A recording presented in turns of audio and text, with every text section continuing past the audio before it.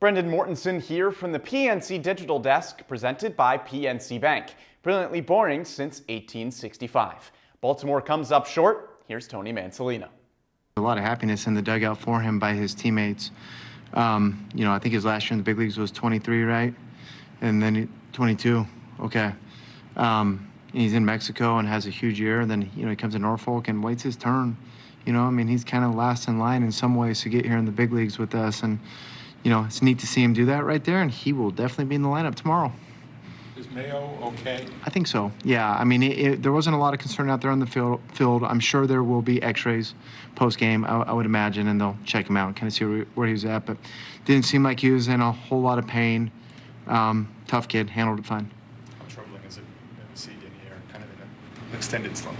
Yeah, that one was a little frustrating. We have so much faith in him. The people that have been here over the years, we got a lot of faith in him. We've seen him so good, then you kind of see him in Boston that last game and get through that 11th inning and get the big double play ball. And, he's one of the guys that when there's a big spot, that he's one of the first names right now in that bullpen that we think about. And then in that spot right there, you got to give credit to Walker. It's a proven big league hitter, obviously, and he's done that a lot. But just an unfortunate result for us right there and for Yenny. What's sort of behind his struggles? What's different between Cano now versus maybe what he was for most of last year in 2023? Yeah, I think one of the big things, obviously, we've talked about is lefties, but the other thing has to be probably some of the velo. Talking to the pitching guys tonight, looks a little bit down right there. So is that what it is? I'm not sure.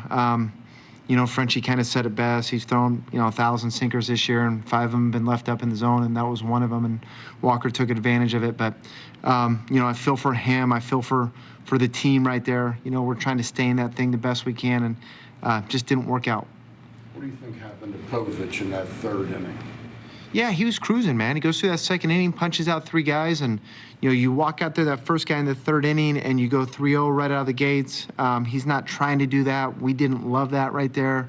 Then he's kind of fallen behind in some ways, and then we just kind of threw the ball around the field. We throw the ball around the field. We mess up the play at third base. A really good defender, Vasquez, makes a mistake, unfortunately. And then just the bump play doesn't go our way.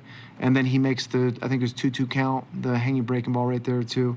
Jeremy Pena, who's a really good player in this league, and he made him pay for it. So, in a way, the only mistakes he really made that inning were the walk, going 3-0 essentially on the leadoff guy, then, hanging a 2-2 breaking ball right there. But, just too many pitches. He's at 95 pitches in 4 2/3 and not killing at bats where he should kill them.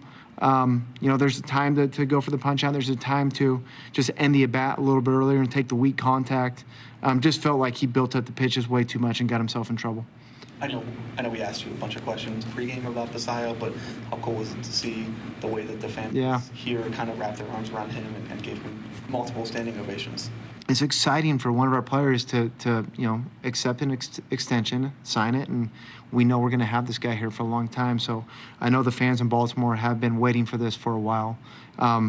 It's exciting for Sammy. We hope it's one of many.